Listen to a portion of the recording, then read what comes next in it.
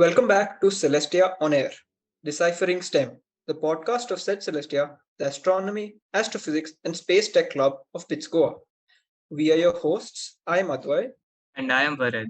We go by the pronouns he and him. Happy Pride Month, everyone. This is a Pride special episode of our podcast, and we hope that we are able to take you on an insightful journey. Today we have Dr. Arti Agrawal with us here. She is currently a professor at the University of Technology, Sydney, and has done her PhD in physics from IIT Delhi. Her research interests lie in optics, and she is also an associate editor for the IEEE Photonics Journal. We have invited her to share her journey of self discovery and her career in physics. Hello, Dr. Agarwal. Welcome to the podcast. Thank you for taking time out from your busy schedule to join us today. We are really excited to have you here. Thank you, Advait. Thank you, Varad. Thank you for having me. And before I say anything else, I'd like to do an acknowledgement of country. So you know that I'm meeting you from Sydney in Australia, but traditionally these were the lands of the Gadigal people of the Eora Nation where I'm at in Sydney. And it is customary for us to pay respects to the elders past, present, and emerging of the First Nations of the country. So I pay my respects to the elders past, present, and emerging of the Gadigal people of the Eora Nation. Let's fire away. Okay, so first off, if you could tell us a little about yourself, what you do, and if you don't mind, your gender and sexual identity. Sure, thank you. So, well, as you know, my name is Arti, and I identify as a cisgendered woman. I'm also a lesbian. And I'd like to make a little correction in my introduction. I'm not a professor, I'm an associate professor adjunct at UTS. So you gave me a promotion, thank you. And that hasn't come about in real life yet. But thank you for that anyway. As for about myself, well, you said that I did my PhD in Delhi. That's right. I was born and grew up in Delhi, did all my education there, did my PhD in optics, specifically simulation. So I did a lot of work on modeling of optical waveguides, optical components such as solar cells and other things. And then I went abroad to the UK for my postdoc and joined City University of London as a faculty there.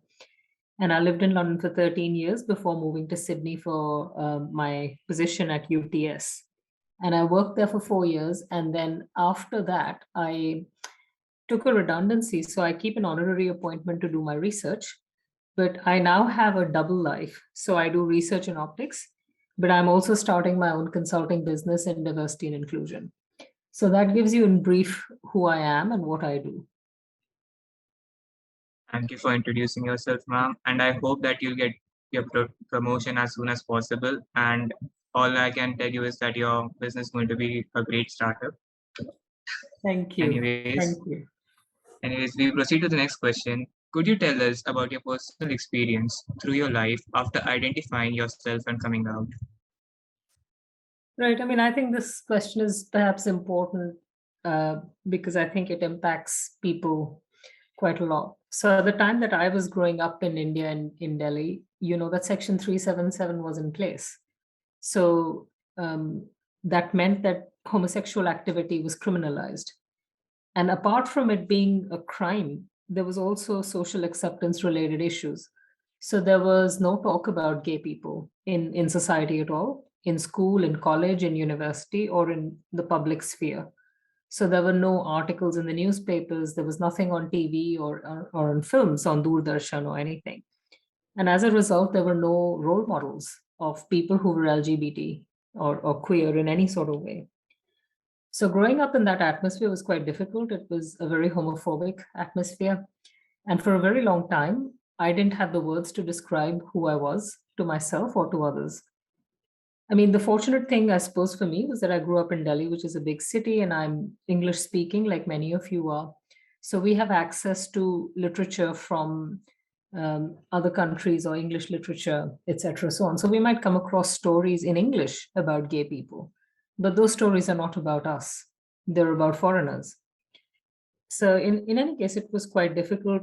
Education was good in terms of science and exposure to science, but it was not an atmosphere where you could be out at university or even at IIT. And all through my studies, I struggled with accepting who I was. And certainly I couldn't talk about it openly or live my life with dignity openly. And part of after finishing my PhD and going abroad was when I reached London. It was a very different atmosphere because it was possible to be gay and to be out. And there was no stigma attached to being gay in the same way as there was in India. So meeting other gay people who were out was quite a revelation. And for the first time in my life, I felt normal. And I felt that there was nothing wrong with being gay. People were exceptionally talented, professional, educated, doing great jobs, living normal lives, and were LGBTQ.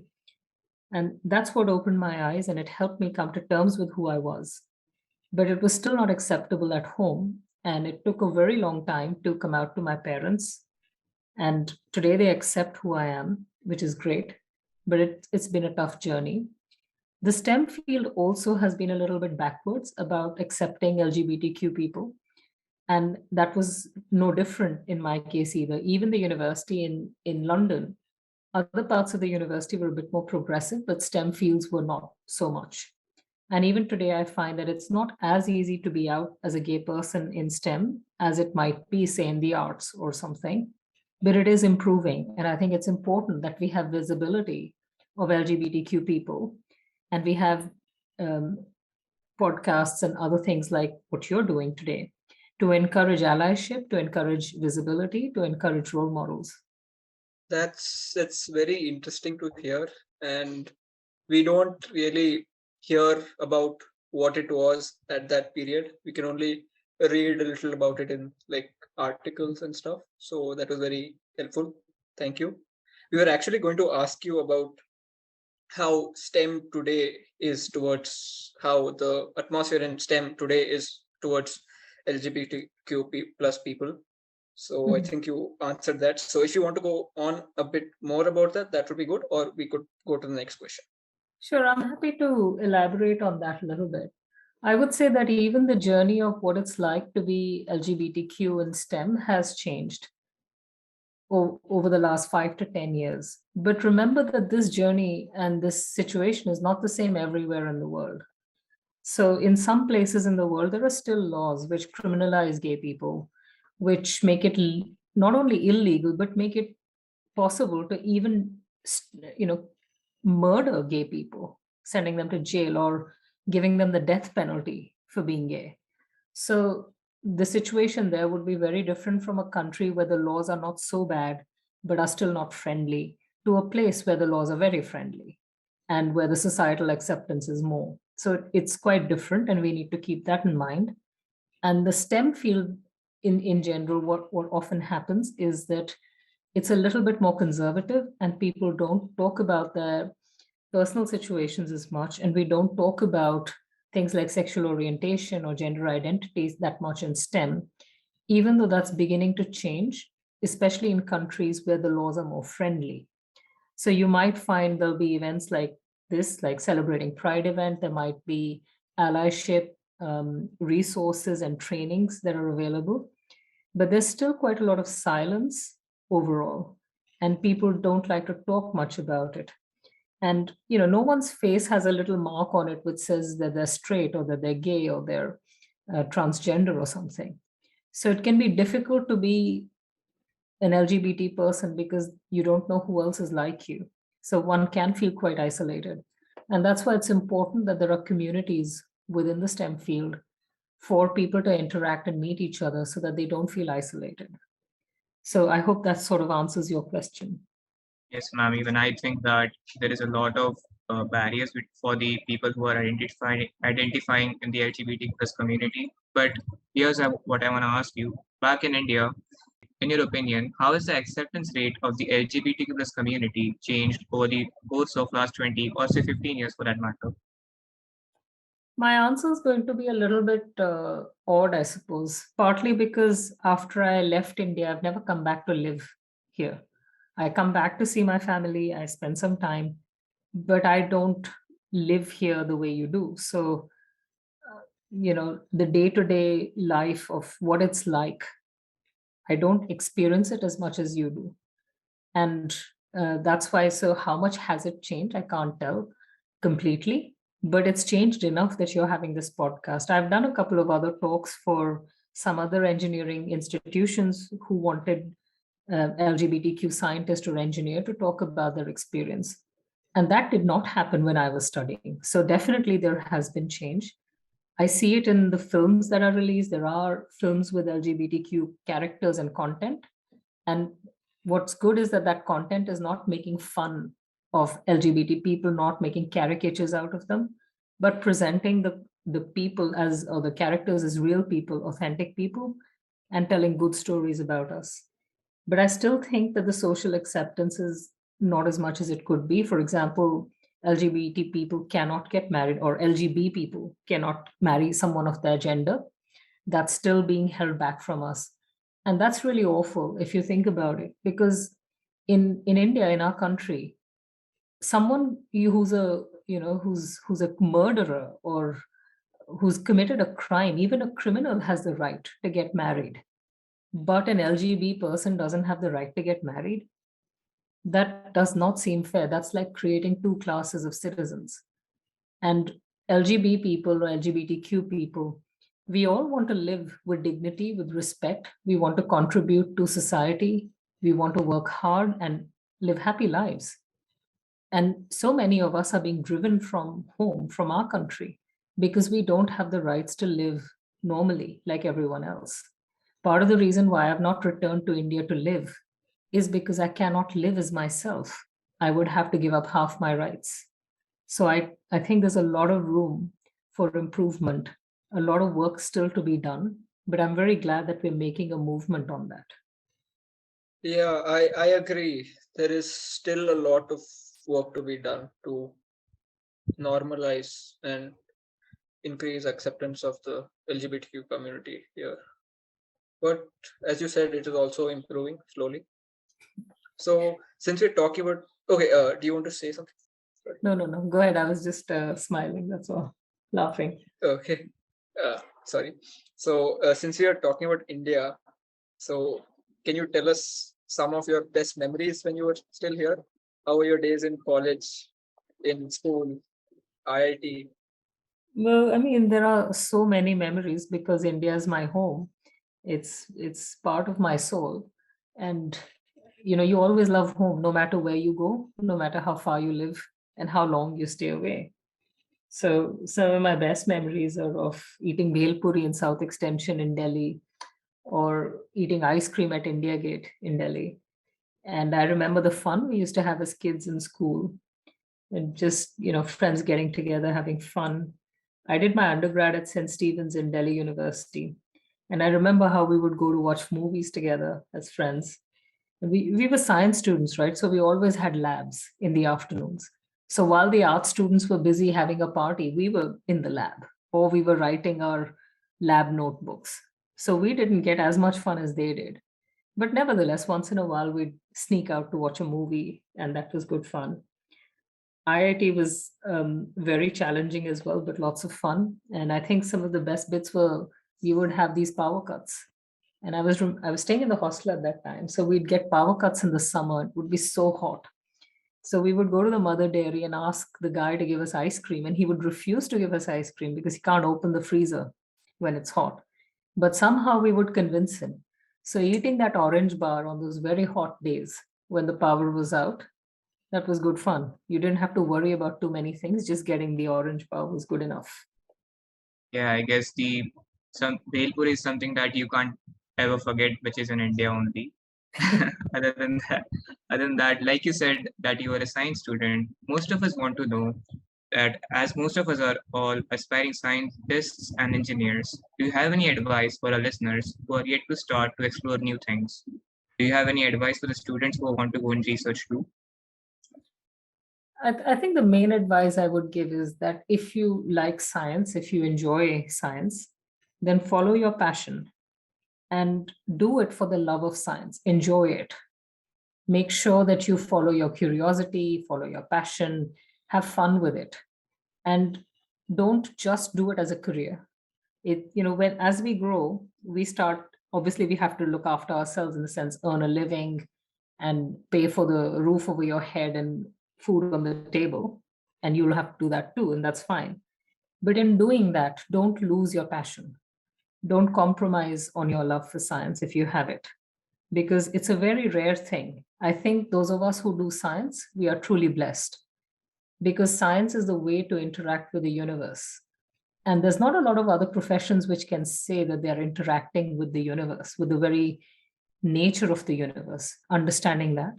So I think we're incredibly lucky. Don't ever lose that if you can help it. Thank you. I aspire to be a scientist one day myself, so that's very nice to hear, helpful too. So the next question is, you've been to London, the US, and Australia, apart from India. So which do you like the most in terms of people, culture, food, and experiences? Or what exactly do you like about one? And what is the best here or somewhere else? Okay, so that is the tricky question in this podcast, right? Because you are asking me to choose, and I can't choose because every place has its own special thing. And India is special because it's my home, it's where I was born, and I don't think I can love any place as much as I love India. Even though India has not loved me enough and has kicked me out, sort of, with its laws. But anyway, I love India. But every place is special. So, what was special about London was particularly the history of London. You had so much to do over there. There were so many interests that you could explore. The openness of the people. So, people from all over the world come to London. And if you walk down a street in central London, you'll hear almost every language except English because there are so many people. So, there's all these different ideas coming together. And you develop the sense of being a Londoner where you're not closed minded, you're actually open minded, you welcome new ideas, new people, new thoughts, and you embrace culture, you embrace new interests. And I thought that was a really big experience for me. It opened my mind, it opened my life, and I really enjoyed it. Australia was fantastic because it was very different. So Australia is not like London at all, or like India. And it was so far from everything. The culture is different, the weather is different, but I find that life is slower here, a little bit in comparison. Because it's not as fast or as busy as Delhi or London, people are a little bit kinder. So they have a little bit more time to talk to you, and they're nicer to you. Even strangers can be quite nice to you.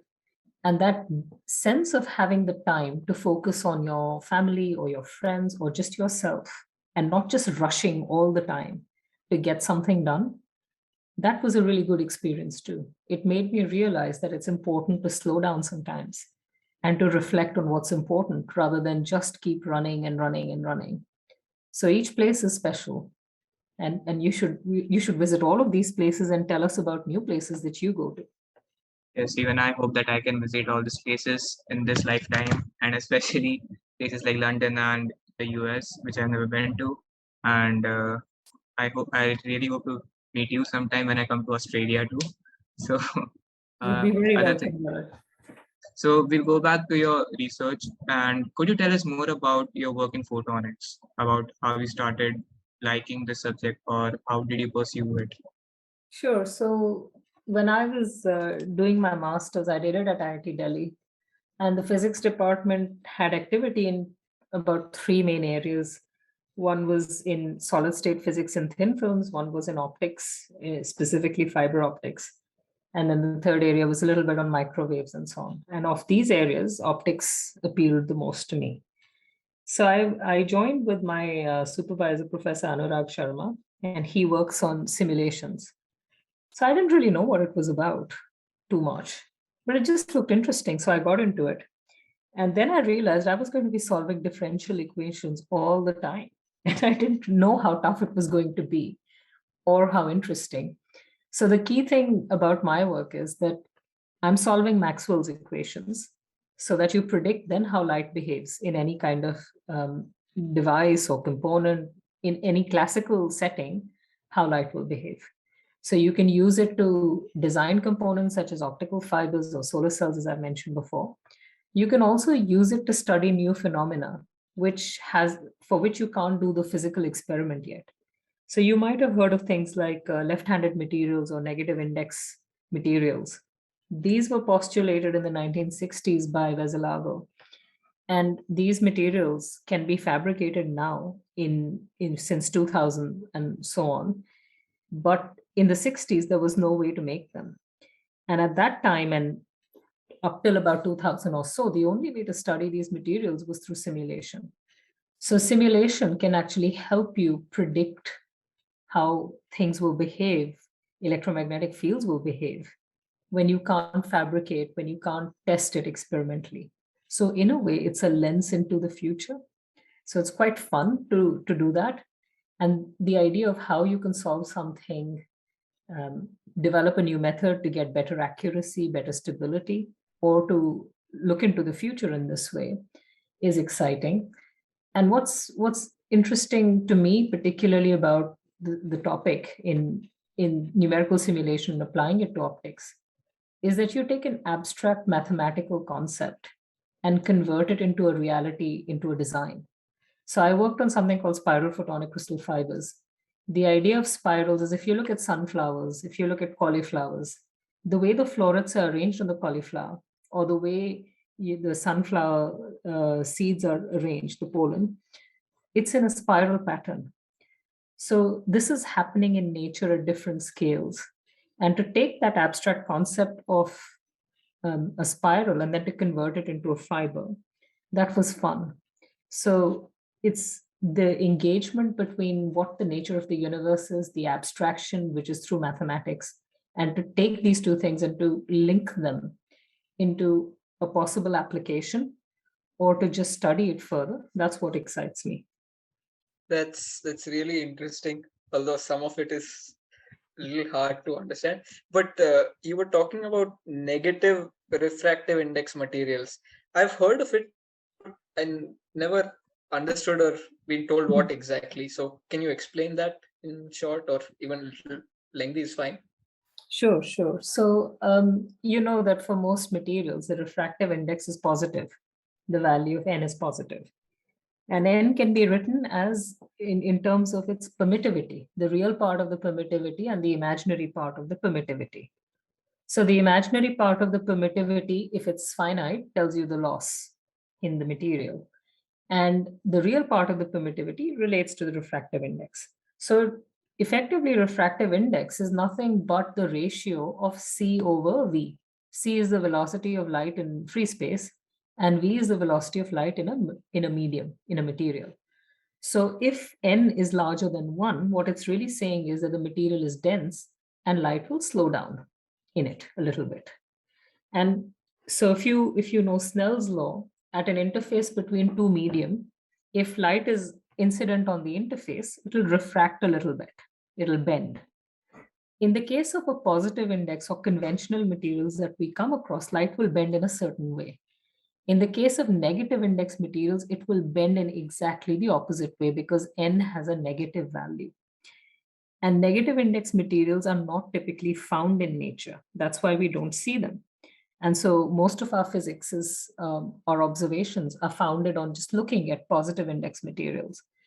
So why does this negative index happen?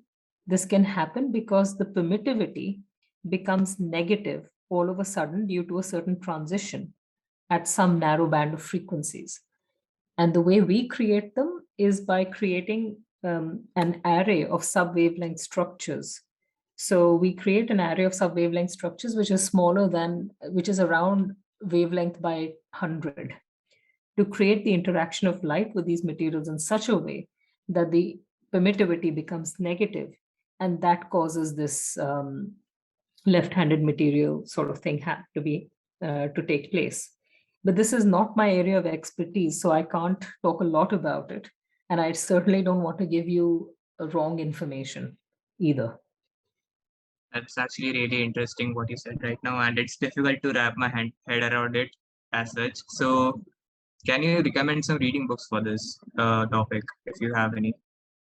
If you just type in negative index materials on Google, you'll find a lot to read. There'll be a lot of simple articles on Wikipedia and other things as well, because there's quite a lot of interest in this topic for the last 20 to 25 years.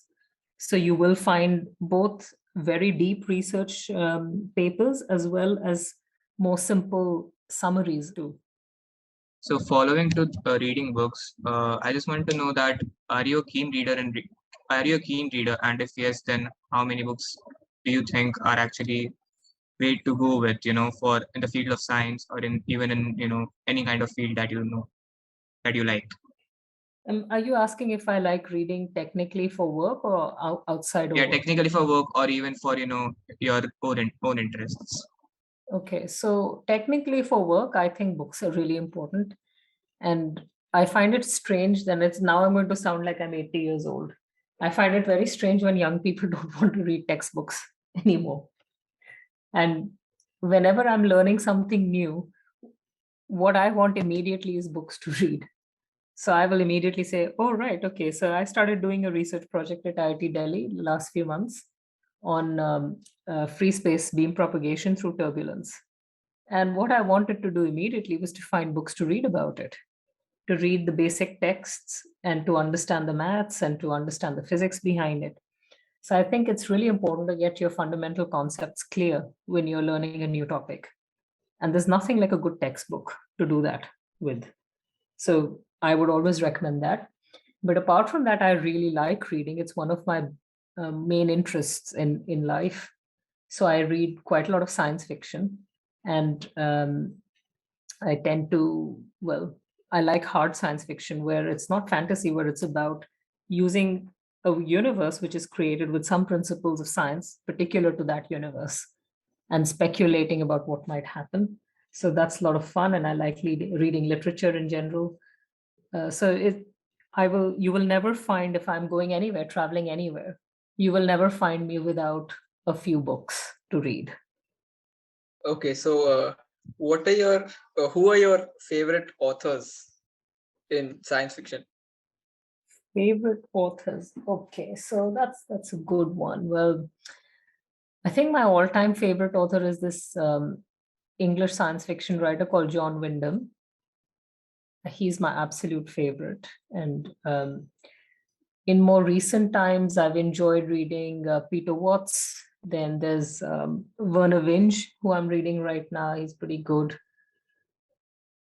Those are just to name a few, but I like quite a lot of science fiction. There's Alfred Bester. One of his books is just absolutely remarkable. C.J. Cherry is very good as well. So yeah, quite a few. But my absolute favorite is John Wyndham. That's absolutely interesting, ma'am. Coming to science fiction again, I hope that you have watched movies like Star Wars and Avengers. So, as a scientist, how do you feel when they show the physics in the movies? So, is it even appropriate? Is it even close to what actually it is, or is it like somewhat somehow made up? I actually And don't like to watch science fiction films because I typically find that they dumb down the science, or they either portray it wrong or dumb it down or just make it silly. And I think our biggest tool, or the biggest thing about us as scientists, or as human beings, is our imagination. So, what I can imagine in my head with science fiction is somehow so much more interesting, or what I can read in a good science fiction book is so much more imaginative and rich than what they show me on screen, that I'm not interested. The only thing I want to see on the screen is the feed that you might get from the Mars rover or from any of the other vehicles that have been launched into space. That I'm prepared to watch, but not science fiction films or shows, I'm afraid. I see. But have you seen Cosmos, the show that Carl Sagan made? Yeah, but of course. So when I saw that show, I was a kid. And I think the first time I saw the show, and I thought it was the most beautiful thing I had ever seen on television. And that was the time I knew I wanted to be a scientist. And he wasn't showing science fiction. He was showing, well, some speculation, but definitely he was talking about science and other things. So I wouldn't bother with science fiction. Science itself is so interesting. Why would you bother making some silly show or film? But, that's just me. Yeah, I guess most of us also watched it for Neil deGrasse Tyson. But yes, that's amazing that how you actually got inspired by a television show, and I hope that we could do from something else. So I would like to ask another thing. Added to Mhm. STEM, how do you find academics in India and Australia different? Well, my time in India was as a student for the most part. I didn't work here as a faculty in India. While in Australia, I've only spent time as a faculty member, not really as a student. Well, not counting the time I study quite a bit on the side as well. But I don't take that. It's not for my profession, right? So that's just for fun. So I can't compare, honestly. I can only say that I see the difference in the attitude I had as a student and the attitude I see in the students I have in Australia. Definitely it's different because I think in India the system, the culture is different from, say, Australia. And I think students are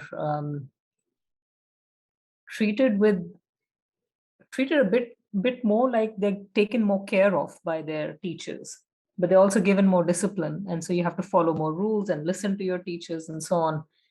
Whereas in countries like Australia, the students are treated more like adults and more like equals. So they're given less discipline, they have a lot more freedom, but they're also expected to make their own decisions, and they're also expected to be more responsible and take more ownership of things. So as a student in India, you could probably go to your teacher and say, "Oh, I don't know what to do. I'm stuck. Help me," or "I'm just lost." But you're supposed to take more responsibility for your actions in Australia, so you probably wouldn't just go around and say that. So I think that's a slight difference, but I've never done the same role, exactly the same role in both countries. Okay, that's fair enough. So, what do you think? Do you think other countries do things better in some aspects about science education? Are there things that they focus on that in India we don't focus on much? I think the educational systems in every country is slightly different. So there'll be some things that they do better, some things that India does better, without a doubt. So it's sort of, there's always going to be pros and cons. I don't think it's possible to point to any one system and say it's perfect. Okay, yeah. Like I would like to ask a question is that mostly we write essays about in school. If you were the president of the country, what would you change in the education system of India? Hmm. What would I change about the education system in India? I think that, when we get into, we have to choose our subjects. I don't know if it's still the same, but we had to choose our subjects fairly early in school, whether you were doing science or arts or commerce, and then you keep continuing in one line. And that was the case with me. So as science students, we don't get to learn languages. We don't get to learn social sciences or the arts. And I think that does us a disservice because I think learning another language or learning something in the social sciences is good. So I would probably say that in spite of whatever stream that a student chooses, I think they should be given the freedom to choose subjects from other streams to some extent so that they can explore and they can not limit their knowledge. Yeah, that flexibility is good, I would say, because then also you can do more interdisciplinary research, Hmm. and you don't have to always be you aren't necessarily interested only in one thing at a given point. So yeah, I agree with that. Okay, so we're going to come back to the starting uh, topics. Mhm. So, for the people out there who are still not confident about their sexuality, can you give some advice on how they should accept their identity? I mean, everyone does go through a different process and different situations, but anything you could say? Well, I can share some thoughts. And, over the years, I've been contacted by South Asian people from Bangladesh, from India, etc., who are gay. And they've reached out to me because I'm openly gay and talked to me about their difficulties, etc. So I know that it's still difficult for some people. And it makes me sad that it is still hard, but there's always hope. So what I would say to young people or anyone who's in India and other parts of the world who's questioning their sexuality and is not sure and so on, I would say that there are resources on the internet, etc. Find those resources to read about gender, about sexual orientation, so that you understand a little bit more about what you're feeling and what you're thinking and who you are. It's okay to be questioning, it's okay to be unsure.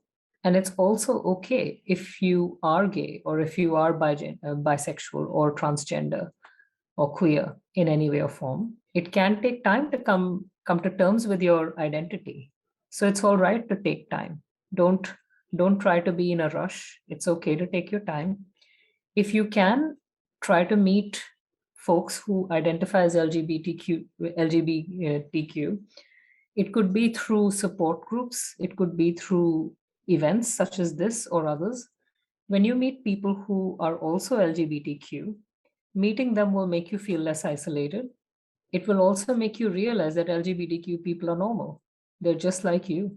So they're not strange, they're not weird, they're not drug addicts, they're not murderers.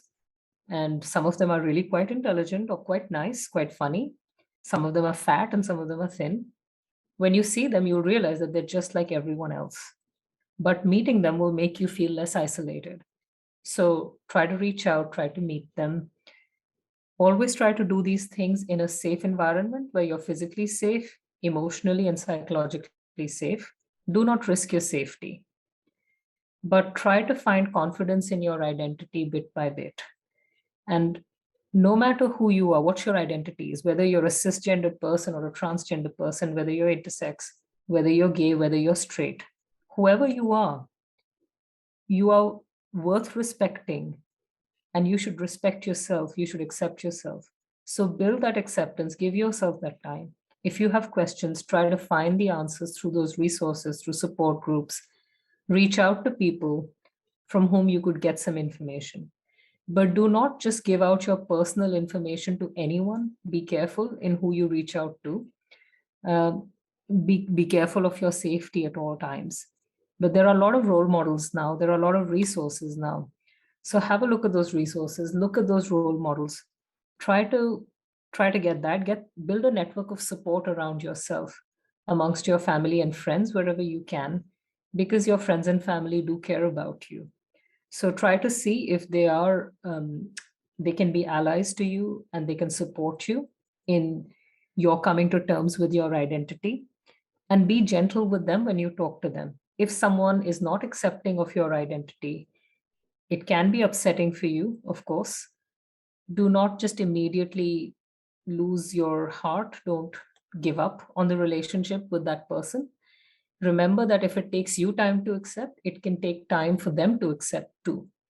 So try to be calm about it, give them time, give your relationship with them time, and perhaps they will come to terms. But you will certainly find amongst your friends and family a few people who will accept you. So never give up. I don't think I can add more. So, I mean, if you had any questions, I'd try to answer them. I can't think of more right now. Thank you so much for this answer, ma'am. And I hope that as a community, we become more hospitable to the people who are still identifying their sexuality. And I hope in the coming years, the concept of LGBTQ becomes normalized throughout our nation. Is there anything else you would like to add? I'd like to say one thing, which I'd like to introduce a term to you, and that term is intersectionality. And that Mhm. means that no one is just one thing. You can't put people in a box which says male or female, or a box which says gay or straight, or a box which says from Madras or from Punjab or from Delhi or English speaking or Kannada speaking, etc.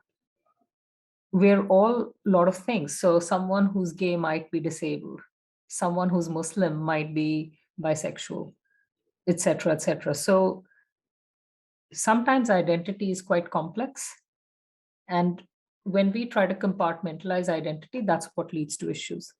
So remember that a person isn't just LGBT. or a person isn't just cis or trans, or a person isn't just intersex. They're a combination of all the characteristics that make them.